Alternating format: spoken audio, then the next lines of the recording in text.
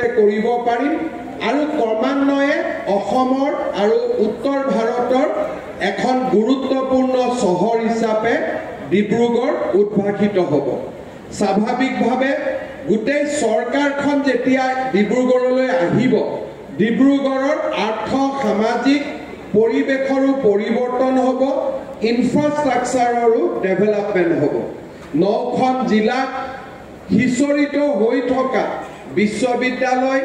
চিকিৎসা মহাবিদ্যালয় উদ্যোগসমূহেও পাবলগীয়া এটেনশ্যন তেওঁলোকে ইয়াৰ পৰা নিৰবিচ্ছিন্নভাৱে পাব পাৰিব আৰু তাৰ ফলত সৰু সৰু সমস্যাবোৰ সমাধানৰ কাৰণে বহু দিনলৈ অপেক্ষা নকৰি ইয়াতে তেখেতসকলে নিৰন্তৰভাৱে আলোচনা কৰিব পাৰিব অহা অক্টোবৰ মাহত মই ইয়াত যেতিয়া আহিম সাধাৰণতে আমি যেতিয়া শদিয়াৰ কথা পাতো আমি যেতিয়া ডুমডুমাৰ কথা পাতো ডিগবৈৰ কথা পাতো আমি সাধাৰণতে ডিচিজনৰ লগতে ভিডিঅ' কনফাৰেন্সত পাতি বিষয়বিলাকৰ সমাপন কৰোঁ অহা 4 দিন যেতিয়া ইয়াতে মই আহিম মই ঠিক কৰি লৈছো যে 3 ঘণ্টা এটা সমষ্টিৰ লগত জড়িত সাৰ্কুল অফিচাৰ ওসি আৰু বিডিঅ সকলোকে মাতি বিধায়ক আৰু উপায়ুক্তৰ লগত একেলগে বহি সেই সমষ্টিটোৰ কথাই 3 ঘণ্টা একেলগে আলোচনা কৰিম অৰ্থাৎ এতিয়া মই ইয়াত যেতিয়া বহিম 4 দিনৰ 3 ঘণ্টা যদি মই 3টা সমষ্টিক দিওঁ এটা যাত্ৰাত মই 12টা সমষ্টি ওসি পৰ্যায়লৈকে সাৰ্কুল অফিচাৰ পৰ্যায়লৈকে বিডিঅ পৰ্যায়লৈকে মই মনিটৰিং কৰিব পাৰিম তাৰ ফলত সৰু সৰু সমস্যা যিবিলাক চৰকাৰৰ নিৰ্দেশৰ কাৰণে ৰখি থাকে বহুত সময়ত ডাঙৰ সভাবিলাকত এই কথাবিলাকে স্থান নাপায় তেনেকুৱা ধৰণৰ কথাবিলাকো ইয়াত আমি সমাধান কৰিব পাৰিম যোৱাকালি আমি আৰু এক গুৰুত্বপূৰ্ণ সিদ্ধান্ত লৈছো যে অসমৰ মুখ্যমন্ত্ৰীয়ে 15 আগষ্টত স্বাধীনতা দিৱসৰ পতাকা সদায় গুৱাহাটীত উত্তোলন কৰিব আৰু 26 জানুৱাৰীত গণতন্ত্ৰ দিৱস সদায় ডিব্ৰুগড়ত পালন কৰিব অৰ্থাৎ ক্ৰমান্বয়ে ডিব্ৰুগড়ৰ গুৰুত্ব আমি বঢ়াই লৈ গৈ থাকিম আৰু এটা সময়ত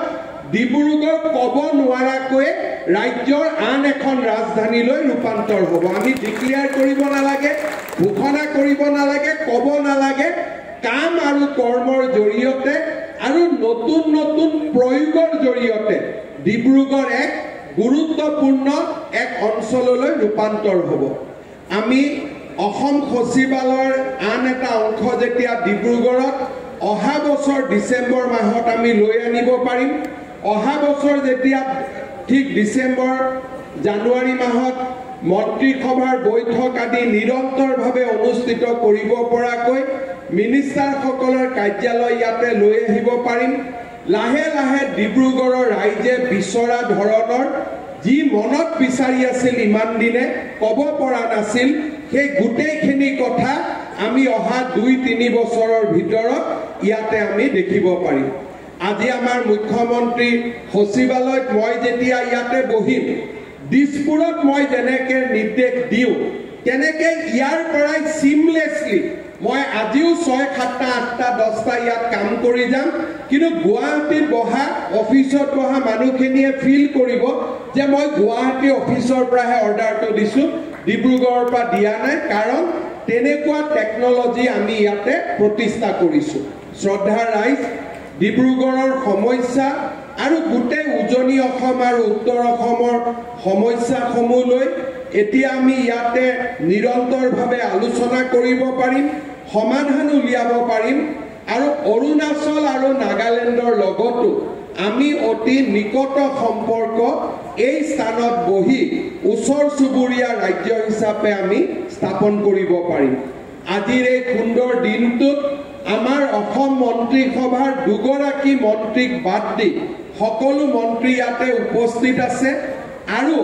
আমি তাৰ জৰিয়তে ডিব্ৰুগড়ৰ ৰাইজক আমি জনাব খুজিছো যে আমি ডিব্ৰুগড়ে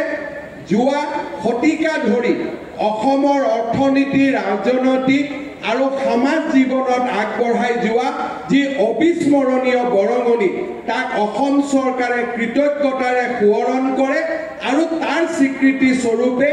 আমি এটা দুটাকৈ এই ধৰণৰ কাম আমি আৰম্ভ কৰিছোঁ। আপোনালোকৰ আশীৰ্বাদত এই ধৰণৰ কৰ্মযজ্ঞ আমি সুন্দৰভাৱে সমাধান কৰিব পাৰিম। আজি আমি ডিব্ৰুগড়ত যেনেকৈ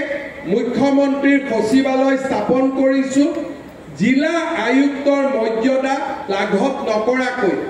এতিয়া আমি প্ৰতিটো সমষ্টিতে 2 অক্টোবৰৰ পৰা সমজিলা স্থাপন কৰাৰ প্ৰক্ৰিয়াটো আগবাঢ়িছোঁ। বহুদিনৰ পৰা নাহৰকটীয়াত মহকুমা লাগে, মৰাণত মহকুমা লাগে, বিভিন্ন ধৰণৰ দাবী ইয়াত উত্থাপিত হৈ আছিল। এতিয়া আমি মহকুমা স্থাপন নকৰোঁ, জিলাতকৈ অকণমান তলত আমি সমজিলা একোখন 2 অক্টোবৰত নাহৰকটীয়া খোৱাং আদিত আমি স্থাপন কৰিবলৈ আগবাঢ়ি গৈছোঁ। অৰ্থাৎ প্ৰধানমন্ত্ৰী নৰেন্দ্ৰ মোদী ডাঙৰীয়াৰ ভাষাত ইজ অফ লিভিং আৰু যিটো বহু দূৰত চৰকাৰ তেনেকুৱা ধাৰণাৰ পৰিৱৰ্তন কৰি